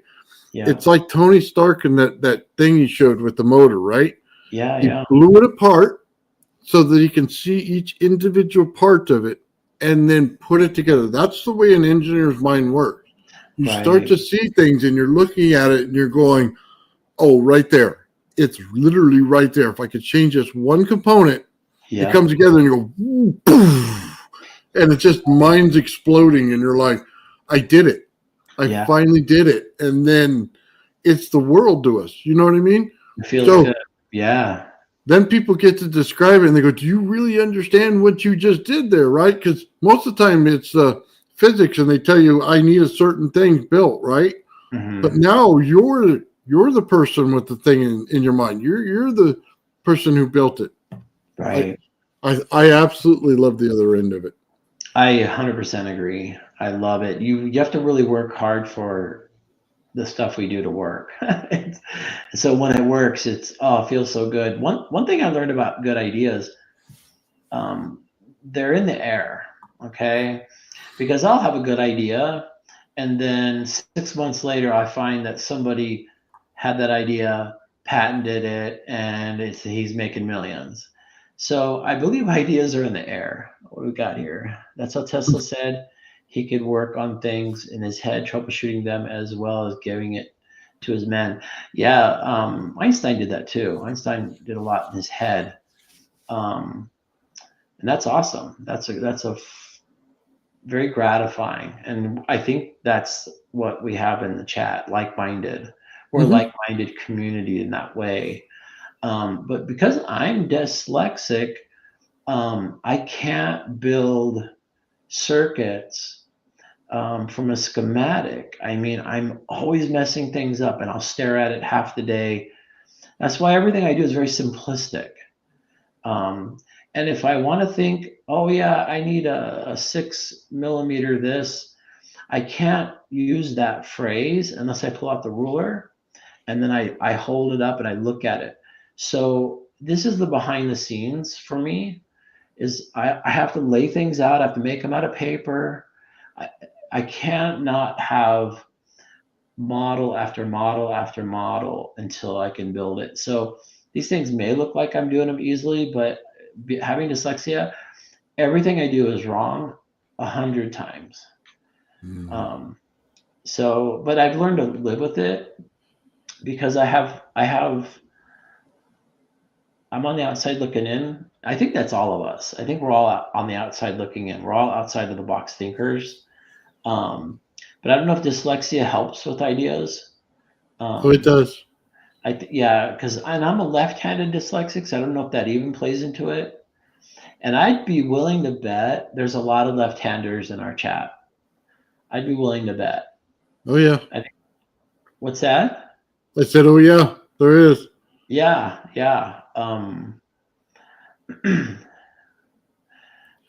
So Shawn, let me teach you a little trick in how I learn things. When I learned to draw, I kept getting overwhelmed by the size of the picture, right? Yeah. Where do I start? How do I get there? Am I looking at it the right way? So I stopped all of it and one day just said, I'm going to pick a line and draw it. Yeah. And as I drew each line and followed exactly what they did, I ended up with the picture in the end. So in understanding that, it frames your brain differently. So when you start attacking a project, it doesn't matter if you're attacking it from this side or this side. They're simply lines. They're simply parts. When we start looking at it, that's all they are. So sometimes you have to build them out. Sometimes you're putting them back together. So if your brain works in putting them back together, that works just as easily drawing the line in that direction. It's the same thing. It's not that you're messed up in any way. You just see the world from a different point of view. And that's all you got to remember. So if you can understand the equalizing principle of the line, you understand it. It makes perfect sense now. Now it's just a line. There's nothing to it. They're just parts. They're just parts that have a certain orientation that have to go together, and Yeah. that's it. That's a good explanation. I appreciate that. If I'm doing an experiment, I pull out objects. I'll put an orange and a can of tuna, and I have to pull things out, and then I can look at it from end to end, and then I have to go back. It's funny because I learn in a vortex. The middle is the right answer, but I swirl around with wrong prototypes. Things aren't working until I get it in the middle. And that's a hard way to learn. But I think that's how dyslexics learn. I don't think dyslexics, I mean, there's so many normal people who you just tell them something and they understand it. And we're always going, wait, what does that mean? Or I feel like we have a skepticism. Do you feel that way too? I don't trust most of what people say unless I can at least verify. I don't know. I want to challenge everything that people think. In that sense, I sense that we're kindred spirits in that. Yes. We don't buy in the status quo. We believe there's just a whole different side, and it's as aesthetic and artistic as it is scientific.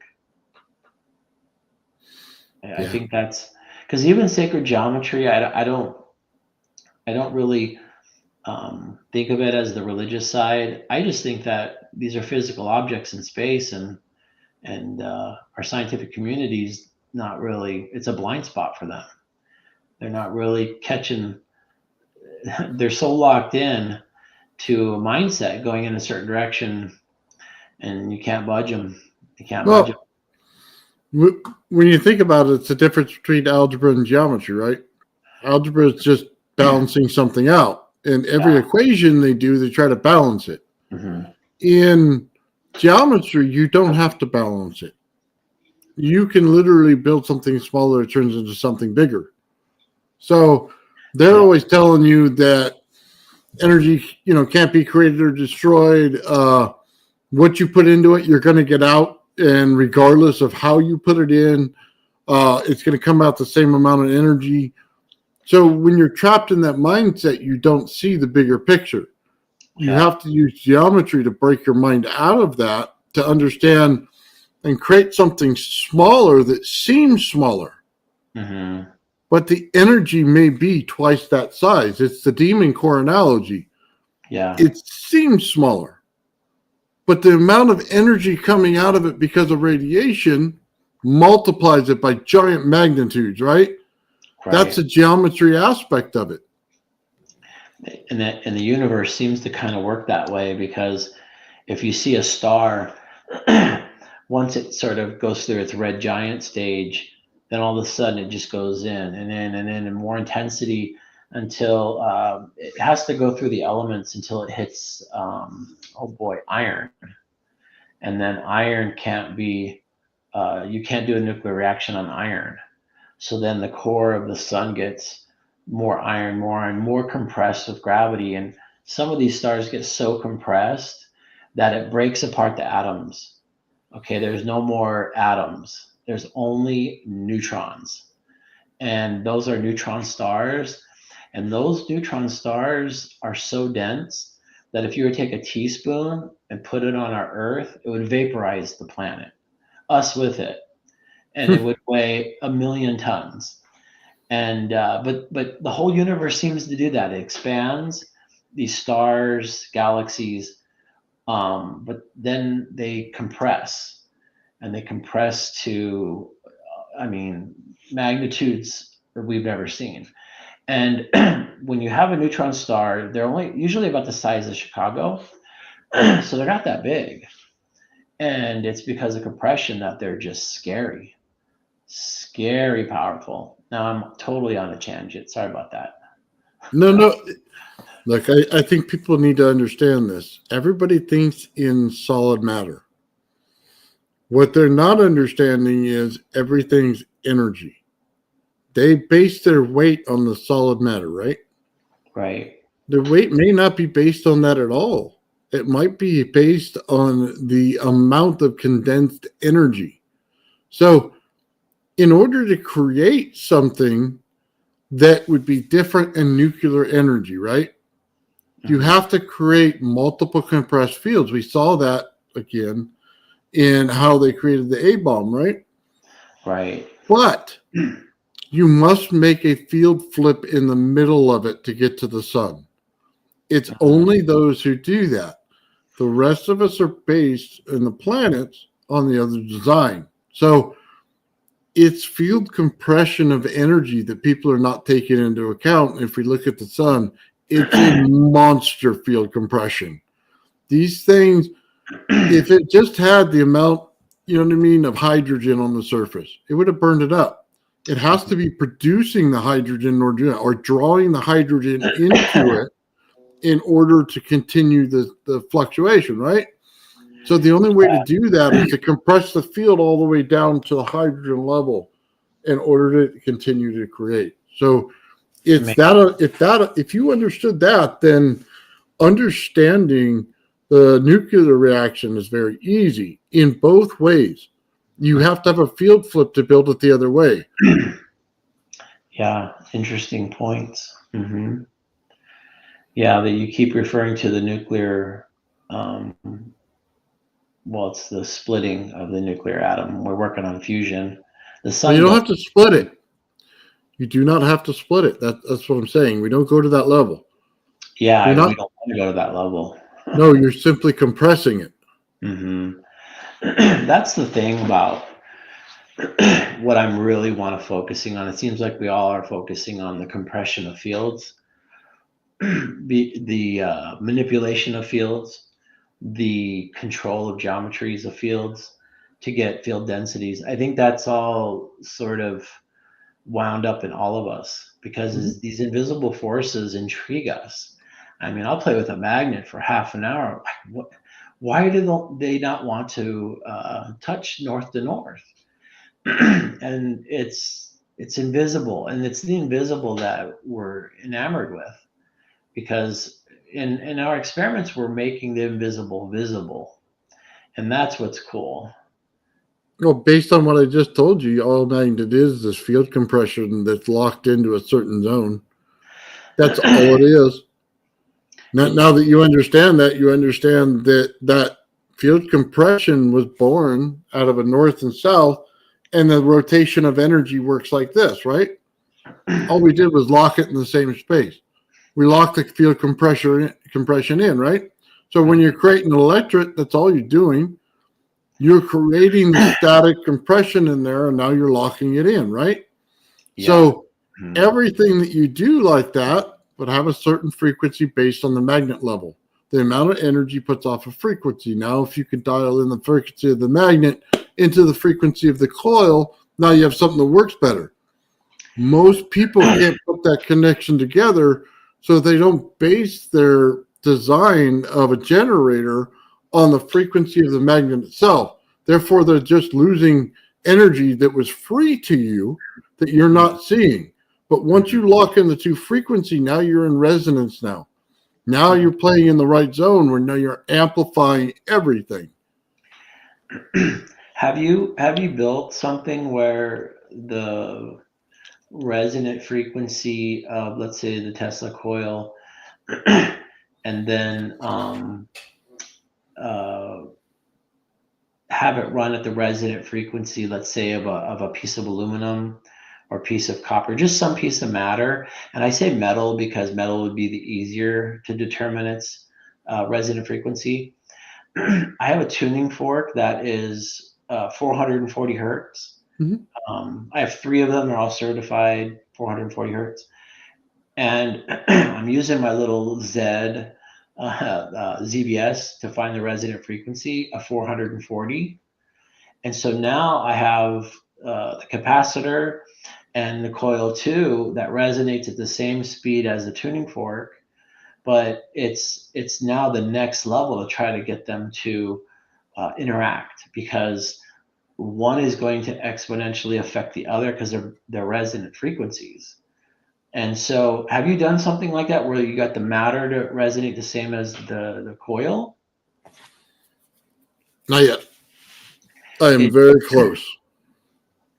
And I feel like if you can tune the physical objects around you, not necessarily electronics, in with our plasma resonant frequencies, it just seems like something will happen exponentially. Something because there was a guy who sent a video posted on Facebook. He's sometimes in the chat, and he did that. He somehow uh, had the frequency of his coil, and he moved it next to a piece of aluminum, and the aluminum started shaking. And he was getting close to the exponential power between the coil and that piece of aluminum. So I'm trying to replicate that. Is super not easy. Well, if you find it, let me know, because I would love to break down that video. Yeah, it's like 5 minutes, and it's amazing, incredible what he does. I'm just going to write it down here.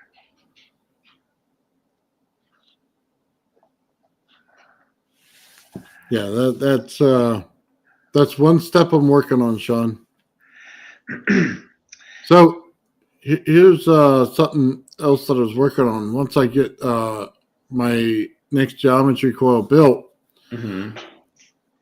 is I'm going to start putting the frequency into it and resonating the frequency, and I'm going to Mm-hmm. start putting tuning forks in the center because I want to see which one I can turn on. Yeah, that's. I feel like there's something there. Oh, it is there. But I mean, look, let's be honest with each other here. Resonance is energy. It's literally energy.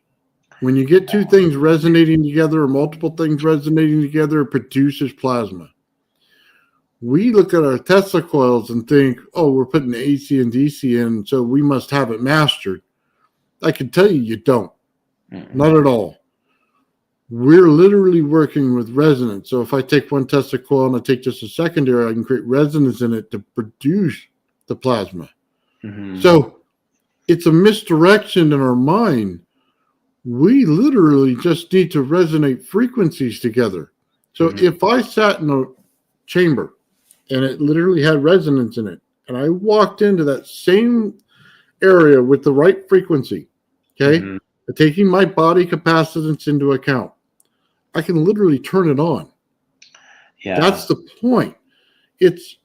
We're thinking of it in the wrong way because we made AC and DC, but that's not how this world works. This world works based on the resonance value. And in each resonance value, we start to pick it out. Everything has resonance. If it has a AC and DC, it has resonance, right? So every object in the universe has resonance. That's right. So if we can find the value of each thing, we can start to resonate and start picking up energy, and the harmonics becomes so much easier of a process. I wonder though if it would not it would the res if we had devices that, because we have multiple resonant frequencies. Let's say I have 10, and somehow you created an object that outputted those 10 frequencies, so I would resonate with it. I feel like it would start taking me apart cell by cell. I don't see it as positive. I see it as deconstructive, and maybe I'm wrong. I feel like I disintegrate. Well, there's a reason why you don't build certain geometries.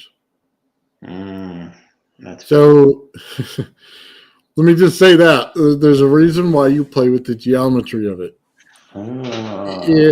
There's certain geometries you don't build because they're absolutely destructive. But there's some geometries that are constructive.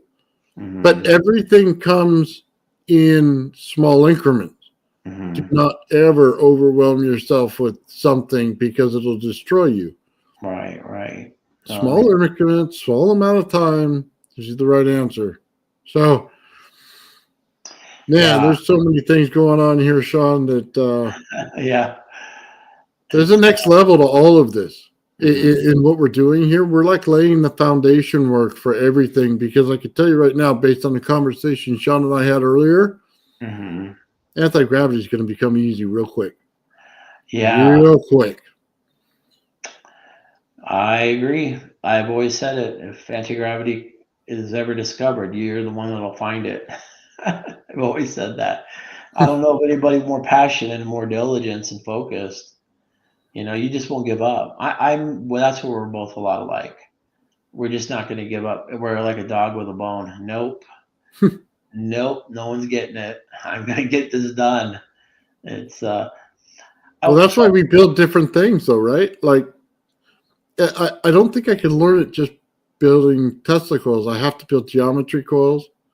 I mean, in order to see the rest of the sides of it. Like, yeah. because once you start studying this stuff, you start to see different things, and then you can go back and forth and say, okay, why did I do that? What happened there? Is it something that's a side effect, or is it something a desired effect? Is it something I need to amplify? That's the biggest point here. It's like when you say, let me see your opinion, you're literally asking somebody, show me your point of view, because I need to see this from a different angle, because I need to know which area to tweak. Yeah, I agree. I have a theory about good ideas. If you don't take one of them and realize it, build it, then you'll get less good ideas. I really feel like when you're building good ideas, you get more good ideas. Good ideas beget good ideas. I feel like if you're not building a good idea, constructing it, designing it, whatever, I feel like then there's good ideas will trickle in instead of move like drinking from a fire hose. And I feel like that when we all talk and share on this channel, it's drinking from a fire hose. I mean, there's so much to learn, and yeah, the free flow of ideas, and not afraid to be wrong. I mean, I'll look back at my videos a year ago and, oh man, that was wrong, and oh, I didn't know what I was doing there, and that's fine. That's the cool thing. One of the coolest things about this group and how you put it together, Nathan, is we can all just bump into each other and say crazy fun things. And a lot of it, what we say is true and cool, and we're learning, but we're not afraid to be wrong. There's no ridicule. There's a lot of that in academia, in the corporate world. I mean, you have to really, the world is not a fair place, but it's your P's and Q's. You got to watch them, dot your I's, cross your T's, and it's fine. It's necessary in that context. But I think it can be stifling, and that's not stifling here. I feel that, I mean, Brandon Coate, I mean, his high voltage experiments with that television, that broken Oh, TV, yeah. it's like the guy's going for it. I think he sent me one of his videos, and I didn't know it was his. And I said, "Oh yeah, this guy has about 10 ways he can die." And Well, he put pretty high voltage in there, yeah. does. And Brandon he wrote back, "That's me." Oh, sorry. Yeah. By the way, based on our conversation earlier, the lines in his TV make a ton more sense now. Think about your lines in your cell phone. Now think about the lines in his TV. He's already on to something that we didn't realize was going on. And that's important because those lines are the manipulation of atoms that are reacting to electric and magnetic fields.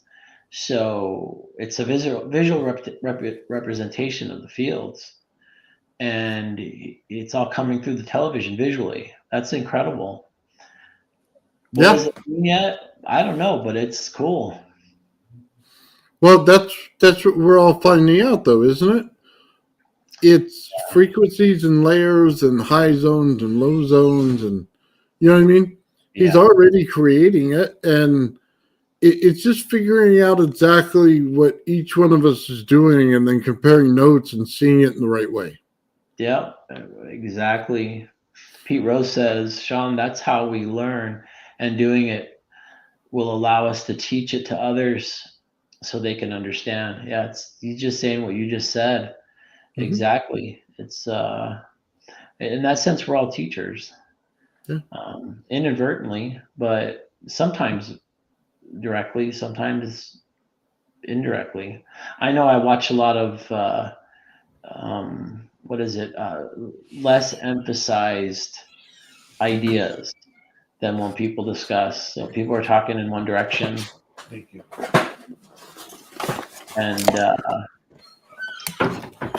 and oh boy, I lost my train of thought. Sorry, I saw Go the ahead. food. Oh, yeah. I was like, that My looks daughter good. brought me food. That's So nice. Lucky, lucky, lucky. So have we been here 2 hours? we have. It goes by fast, Shawn. It does. I mean, I'm surprised. You guys are still here with me babbling. That's just awesome. Shawn, you're not babbling. You're actually, the funny thing is, by letting you free flow, you put out so much information.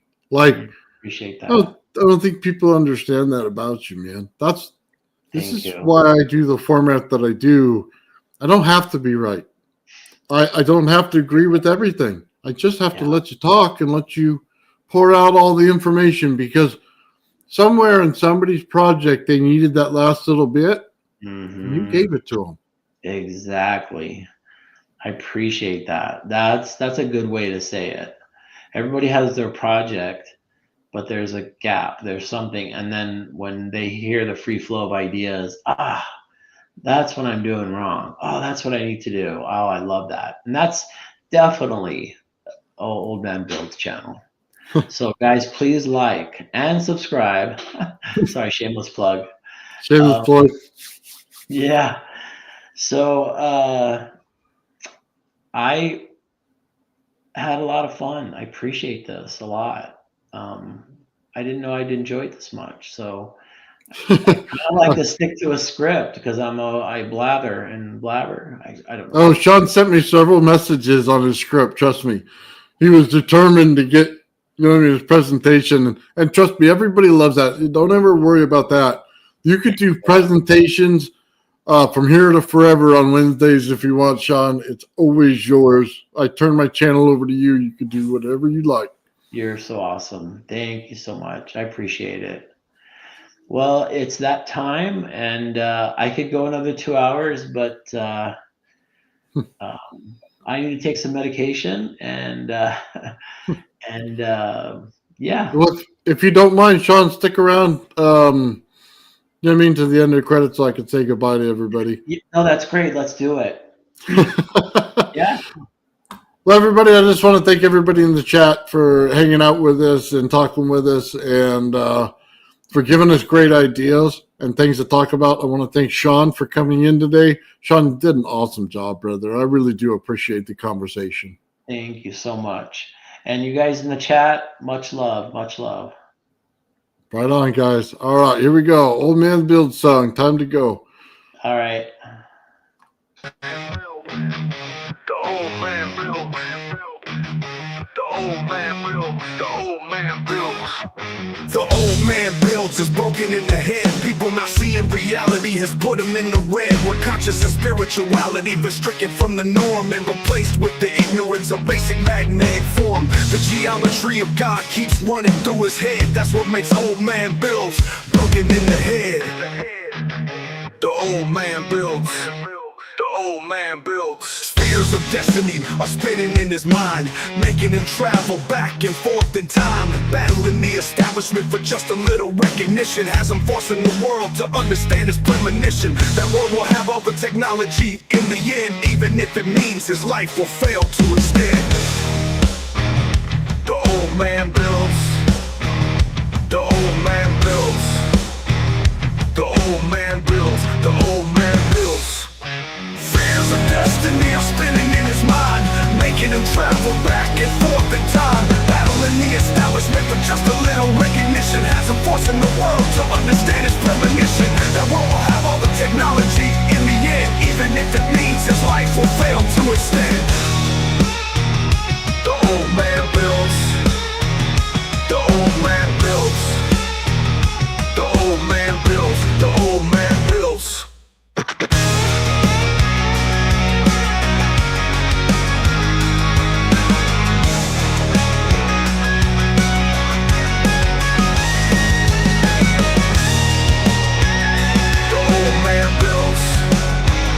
The old man builds.